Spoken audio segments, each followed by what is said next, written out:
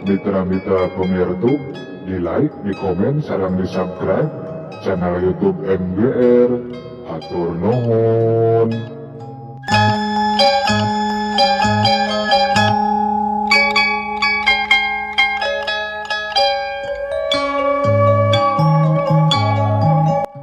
Assalamualaikum warahmatullahi wabarakatuh. Ngadongeng deui mitra-mitra pemirsa. Direncangan ku Mang Guru bade mangdongengkeun deui neraskeun hanca carita anu katunda kalayan judul Banjir Getih di Dharma Patih. Ieu dongeng karangan Kang Heri Supriyadi Cianjur. Panginten ayeuna teh nincak seri anu katilu. Mitra-mitra pemirsa dongeng Mang Guru sate acan ngadangukeun ieu dongeng.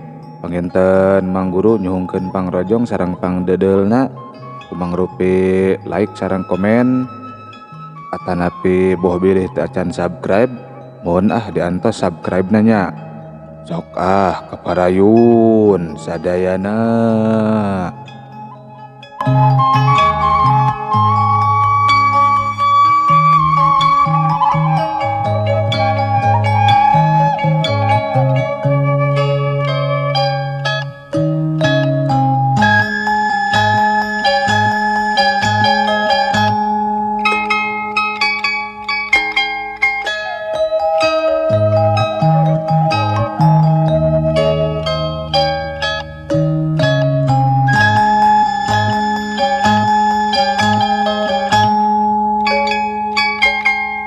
Mitra-mitra pemirsa dongeng Mang Guru sanggeusna tatanya kasakur warga anu pasangrok di pasampangan antuk nama dua prajurit narepi kaburuan imahna Kang Atang.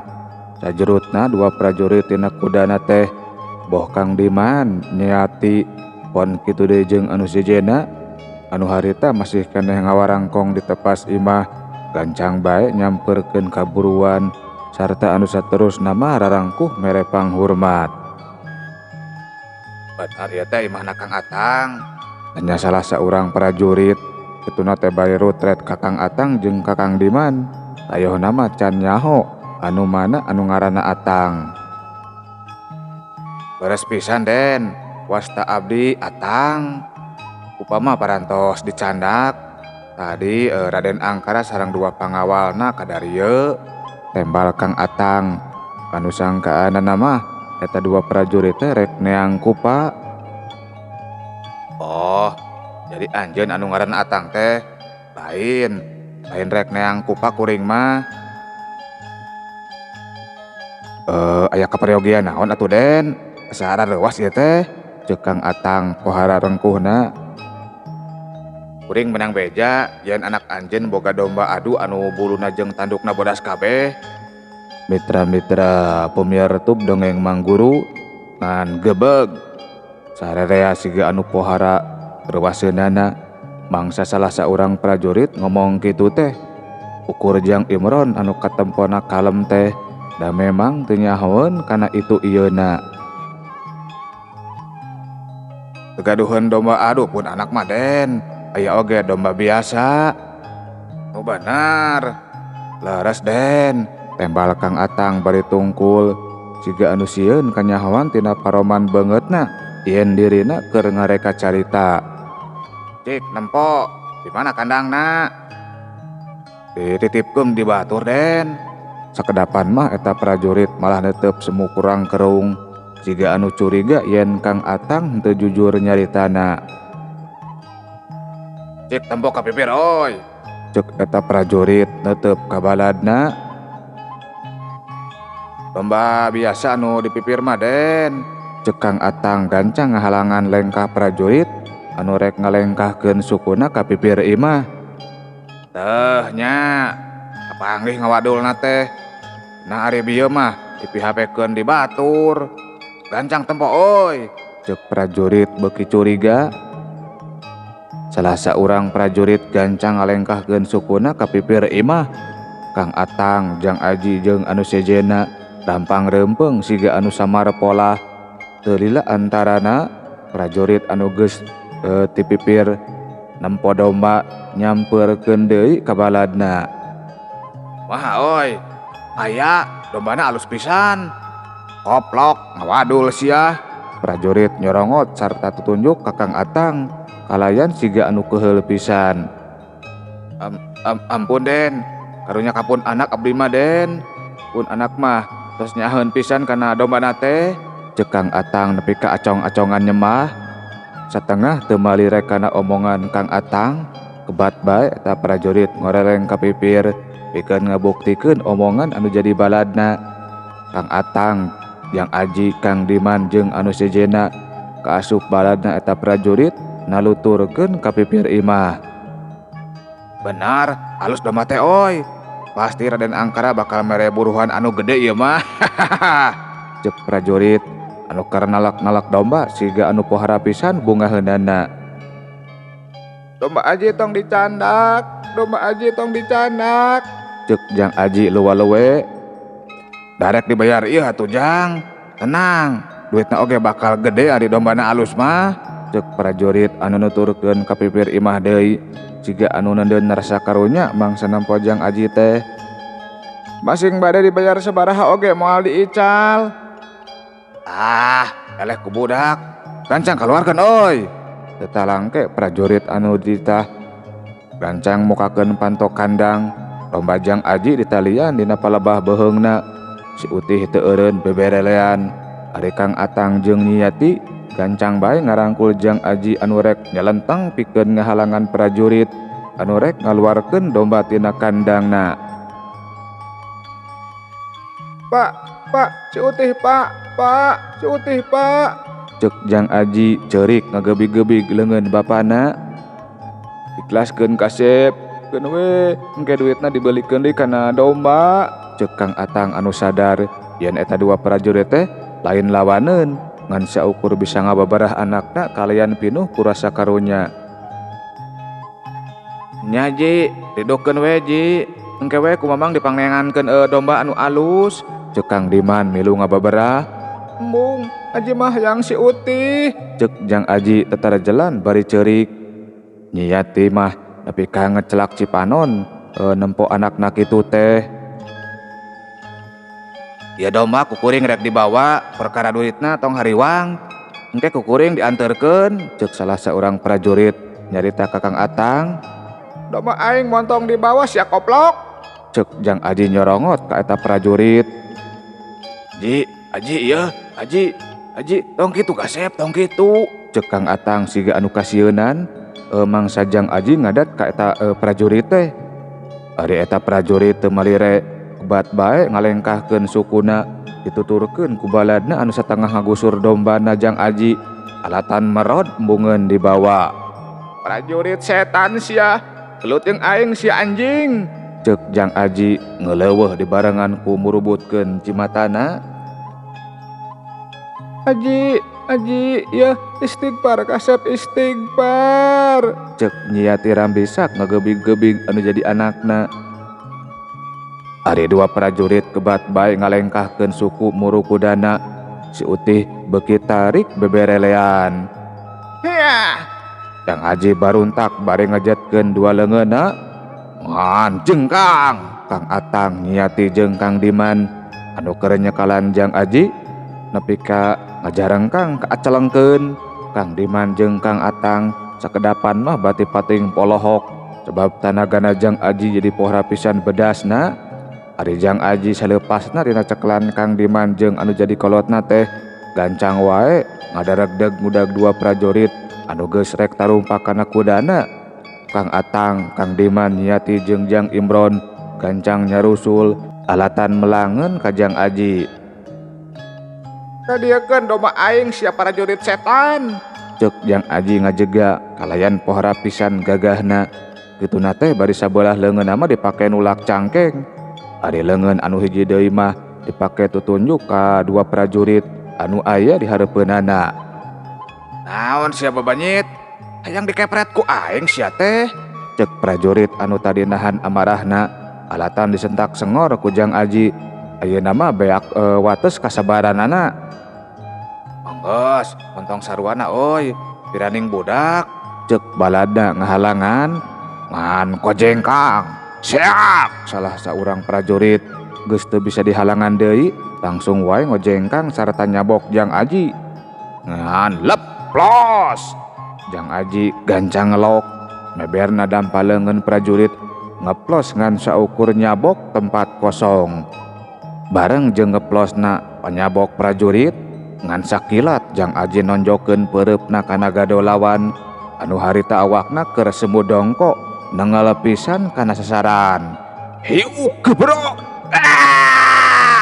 Aneh sok sanajan peureub Jang Aji kawilang leutik, tapi balu karena pohara rosana prajurit anu kabeunangan gadona nepi ka ngajengkang sarta ngagowak pohara tarikna. Gebut! Awak prajurit ngagebut ninggang lemah sarta anu saterusna mah pupuringisan bari papalengkingan. Baladna eta prajurit Kang Atang, Kang Diman jeung anu sejena nepi ka marolohok mangsa nyaksian eta kajadian teh. Urang ajar wani ngalawan ka pihak kerajaan sia teh koplok. Baladna prajurit gancang ngalepaskeun tali domba anu keur dicekelna sarta anu saterusna mah ngojengkang nyampeurkeun ka Jang Aji. Aji, cek niati siga anu banget melanggeunana. An, sewu. Lain nyabok deui ayeuna mah prajurit langsung bae nenggelkeun peureupna. Lampang pisan rek ngalah kana sirah Jang Aji. Aji, awas di awas. Cek niati siga anu pohara pisan melanggeunana. Leplos. Jang Aji gancang ngelok peureub prajurit anu ngahiuk bangbaraan antuk nama ngan saukur nonjok tempat kosong. Kalayan pohara pisan cepetna peureub Jang Aji ujug-ujug geus nyayang dina dada lawan. Seak gebrok. Prajurit ngagoak pohara tarikna disusul ku awakna anu ngajengkang sarta ngagedebut ninggang lemah. Masya Allah. Waduh, Aji. Boh Kang Diman, boh Kang Atang pon kitu deui nyiati. Beuki ngajenghok deui wae mangsa nyaksian eta kajadian teh. Komo Jang Imron mah nepi ka ngarecalak cai acai tina bibirna. Mitra-mitra pemirsa YouTube dongeng Mang Guru, kodeal prajurit anu kasoran pangheulana maksakeun cengkat bari pupuringisan. Surudug acan mah ajeg nangtungna si Utih nyurodog sarta dengar bujur eta prajurit. Hiuk cibeden, selang. Prajurit anu ditubruk ku si Utih ngagoak pohara tarikna. Awakna ngaceleng aya nepi ka 5 meterna. Kalayang gedebut. Awak prajurit ngalayang sarta anu saterusna mah ngagadebut ninggang lemah ngajoprak teu ojah deui. Astagfirullahaladzim. Allahu Akbar. Kang Atang jeung Kang Diman beuki ngagebeg deui wae mangsa nyaksian eta kajadian teh. Komo Jang Imron mah nepi ka nyuruluk cai acaina. Mun seug ditandean teh mah cukup meureun keur kuah baso mah. Sanggeusna nubruk prajurit anu hiji, sorot mata si Utih buringas netep prajurit anu saurang deui anu harita keur jajalik jegan maksakeun hudang. Enggeus teh enggeus, cukup sakitu oge ngawarah mah, cek Jang Aji gancang ngahulag. Nurut pisan si Utih langsung cicing. Balik sia, bawa babaturan maneh, cek Jang Aji sesentak ka prajurit anu masih keneh jajarig jegan bari pupuringisan. Teu kungsi ngomong deui eta prajurit rumangyeung ngadeuketan baladna. Tetela geuning baladna teh kapiuhan. Canggeus hese beleke naikeun baturna kana tonggong kuda.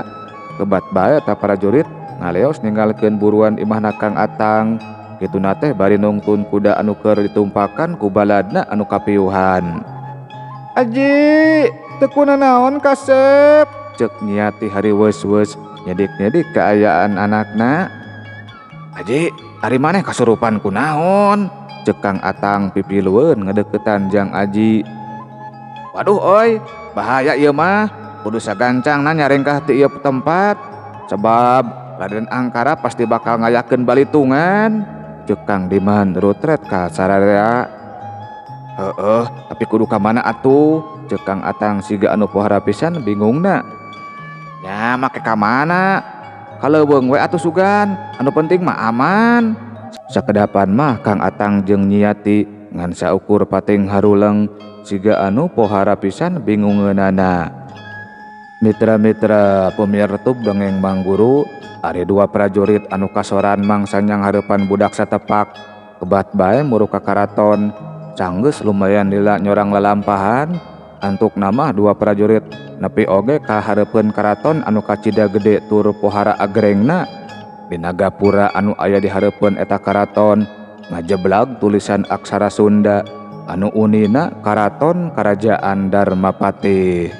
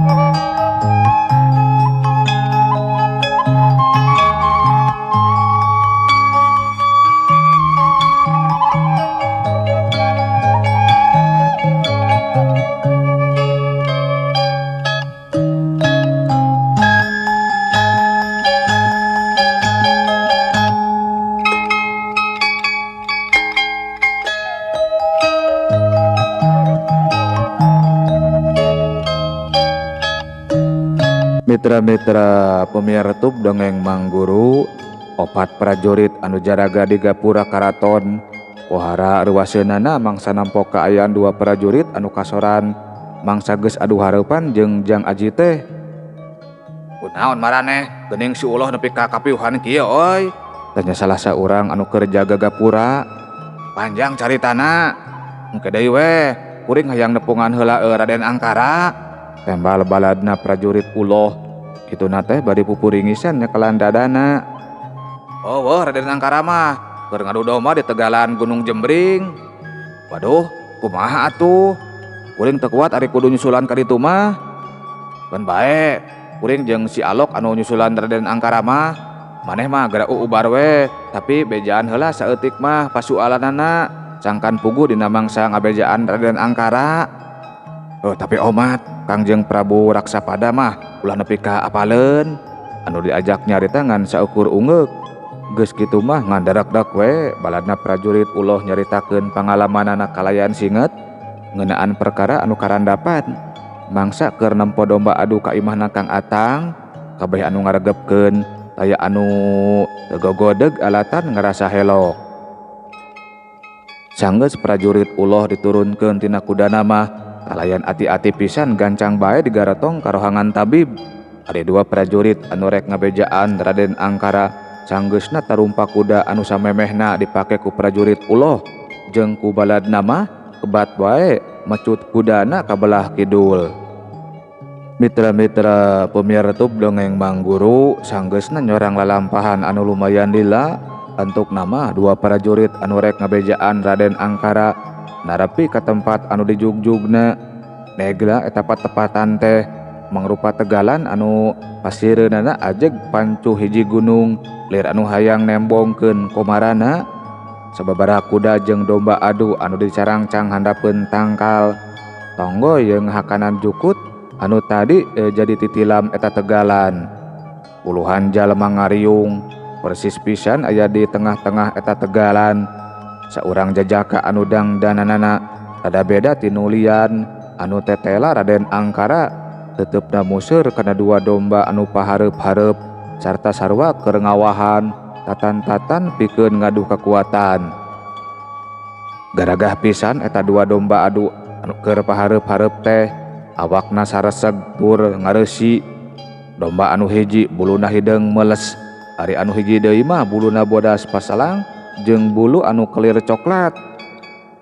Sikat ulung sikat. Tampol pasar tampol. jalma-jalma anu keur ngariung eta domba pating jorawok pating keleuweuh teu jauh beda jeung pamolah Raden Angkara dina mangsa harita. Surudug meh bareng dua domba anu undur-unduran pating surudug ngaraju deui. Surudug jebret. Dua domba ngadukeun sirahna atuh ger. Anu lalajo sarurak euyah-euyahan. Samalah mah nepi ka aya anu pating saruit sarta pating kaleprok sagala. Ari domba anu keur disurakanana sakedapan mah gigideug semungah huleng ngarasa lieur tayohna mah. Tapi teu rila kituna teh duanana meh bareng malunur deui pikeun ngawahan. Den, si Uloh sareng si Uji tara tuparna. Si Uloh mah dugi ka kapiuhan sagala. Ceuk prajurit alok anu geus aya di gigireun Raden Angkara harewosan nepikeun beja. Kunaon Tek Raden Angkara kurang kerung. Awor jeung sorak sarta pating keleuweuna jalma-jalma anu keur lalajo. Prajurit alok nyaritakeun sabab musababna. Goblok, piraku eleh ku penjuh oi. Ceuk Raden Angkara siga anu pohara keheulna. Monang Den, itu musuh si Wulung nepi ka ngajajar kitu. Ceuk saurang prajurit anu tita tadi marengan Raden Angkara nyalangkeung bari tutunjuk. Lain perkara si Wulung ieu goblok. Ceuk Raden Angkara nyentak. Aneuteub jalma-jalma anu keur araya di dinya jadi mencerong sarta kurang kerung ka Raden Angkara. Ayo atuh urang warah tumantah. Kalayan teu malire kapuluhan pasang mata anu keur nareuteub ka dirina. Harita keneh Raden Angkara ngajak indit di eta tempat. Ari si Wulung kumaha Den? Ceuk prajurit anu tadi marengan Raden Angkara kurang kerung siga anu bingung. Urusan aku maneh, aing mah keur aya urusan anu pohara pentingna. Geus ngomong kitu mah kalayan gagancangan Raden Angkara muruk kudana anu dicangcang dina handapeun tangkal. Canggeus tali panyangcangna di udar celak Raden Angkara kana kudana. Hiya! Geus kitu mah Raden Angkara gagancangan ninggalkeun eta patempatan dituturkeun ku dua prajurit anu samemehna nepikeun beja. Di lembur mana ngajodogna anak si Atang teh oi? Tanya Raden Angkara di satengahing perjalananna. Kituna teh kalayan teu kungsi ngeureunkeun heula kudana. Aduh, hilap teu ditaroskeun nami lembur mah Den. Rurusuhan tadi teh engke we taros ka si Uloh sareng ka si Uji. Dasar koplok, ceuk Raden Angkara siga anu pohara keheulna. Geus kitu mah Raden Angkara jeung dua prajurit anu marenganana beuki ngagancangkeun laju kudana. Mitra-mitra pemirtub dongeng Mang Guru, sanggeus lumayan lila nyorang perjalanan antuk lama Raden Angkara jeung dua prajurit narapi ka palataran hareup karaton. Kaluarkeun kuda hiji deui, maraneh mah jaraga gapura deui nya. Aing mah butuh dibarengan oge ku para ponggawa, ceuk Raden Angkara. Sajerutna tina tonggong kuda, dua prajurit ngan saukur arunggeuk. Ari Raden Angkara geus asup ka karaton mah gancang eta dua prajurit ngabagi-bagi pancen. Anu saurang kabagean nyangcangan kuda, ari anu saurang deui mah ngoreleng ka tukangan wangunan karaton seja nyokot kuda nohonan parentah Raden Angkara. Sanggeus lumayan lila antarana katembong Raden Angkara geus kaluar deui ti karaton dituturkeun ku tiluan. Anu salah saurang di antarana mah nyaetana si Uji prajurit anu kungsi kasoran mangsa adu hareupan jeung Jang Aji. Sanggeus kabeh celuk celak kana tonggong kuda, si Uji pangheulana indit dituturkeun ku Raden Angkara jeung ku nu sejena. Mitra-mitra pemirtub dongeng Mang Guru, teu kacatur di jalana mah abringan kuda anu ditumpakan ku Raden Angkara jeung anu sejena geus narepi kaburuan imahna Kang Atang. Atang, keluar sia goblok, ceuk Raden Angkara ngagorowok. Simpe taya anu nemalan. Atang, keluar sia setan, keluar. Amarah Raden Angkara beuki ngabebela. Siga samemehna, simpe taya anu nemalan. Dobrak oi, ceuk Raden Angkara ngareret kadua ponggawana anu geus tarurun tina kudana. Teu talangke gancang eta dua ponggawa ngojengkang ka tepas imah. Seak, brak! Ngan ukur sakali ngajajak panto imah Kang Atang langsung ngajeblag. Geus kitu mah gura-giru dua ponggawa arasup ka jero imah. Tapi sanggeusna dikotek tak kasaban rohangan, tetela kulawargana Kang Atang geus eueuh di eta imah. Geus kitu mah eta dua prajurit gancang laporan ka Raden Angkara. "Tos teu araya Den, kalabur sigana mah," ceuk salah saurang ponggawa sanggeusna aya deui di hareupeun Raden Angkara. "Goblok, turuk imahna euy!" Teu diengke-engke deui dua ponggawa anu menang parentah ti Raden Angkara. Gura-giru arasup deui ka imah Kang Atang. Teu lila antarana sanggeus dua ponggawa kaluar deui, imah Kang Atang gageretek kahuruan. Sababaraha urang warga anu nyerangkeun ti kaanggangan ngan saukur bisa narempokeun bari pating kacawis jeung pada baturna. "Nyebar, teangan, bisi keur nyumput di imah warga oi," parentahna deui Raden Angkara. Geus kitu mah Raden Angkara jeung anu sijena nyebar sarta ngotek-tak unggal imah warga anu aya di lembur eta. Tapi sanggeusna kabeh imah warga dipariksa, Kang Atang jeung kulawargana mah keukeuh henteu kapanggih.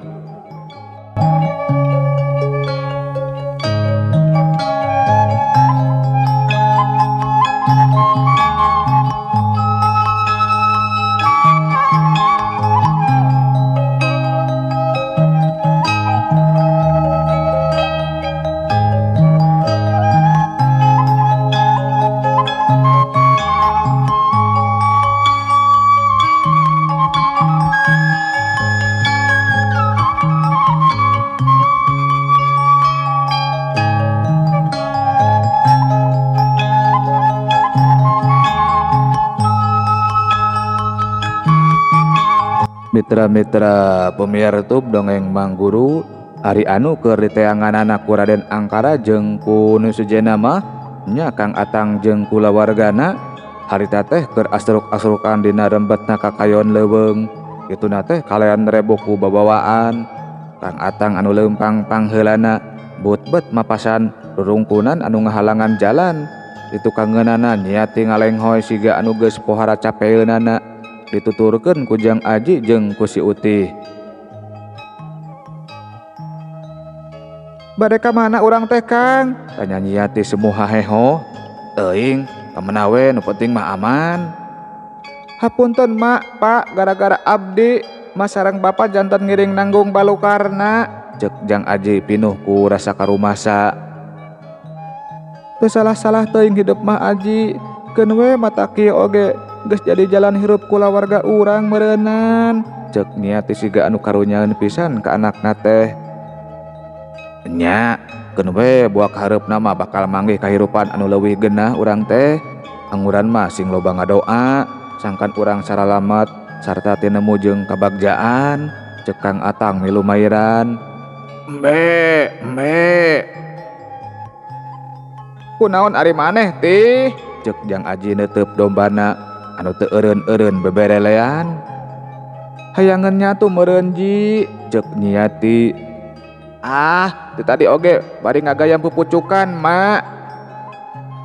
"Kunaon atuh maneh teh tih?" ceuk Kang Atang neuteub ka eta domba. "Embe, moal gajelong surudug." Si Utih nyurudug norobos rembetna kakayon leuweung. Jang Aji jeung indung bapana nepi ka marolohok sebab rembetna kakayon leuweung anu ditorobos ku si Utih molongpong sarta geunaheun keur liliwateun. "Hoyongan nunjukkeun jalan sigana mah Kang," ceuk nyiati neuteub ka salakina. "Nya urang cobaan we tuturkeun lah hayu," tembal Kang Atang. Geus kitu mah Kang Atang jeung anak pamajikanana nalikreuh deui nyorang molongpongna jalan anu rurungkunanana ditorobos ku si Utih. Mitra-mitra pemiar YouTube dongeng Mang Guru, sanggeus lumayan lila nalikreuhna antukna mah si Utih jeung kulawargana Kang Atang narepi ka hiji curug anu patempatan di sabudeureunana lumayan negla. "Embe," si Utih ngeberele disusul ku ngalengkahkeun deui sukuna. Muru ka hiji gawir anu lungkawing. Kang Atang nyiati jeung Jang Aji sakedapan mah ngan saukur silih teuteub. Tapi teu lila kituna teh antuk nama sararea gancang nuturkeun si Utih anu geus ngajengjén sarta beberelean dihareupeun gawir anu lungkawing. Atra pisan ari geus deukeut mah dina eta gawir aya guha anu gede sarta lalega. Ye, cageula nya hei. Sakitu anu kapihatur. Billahi taufik wal hidayah. Wassalamualaikum warahmatullahi wabarakatuh. Cagah. Meos.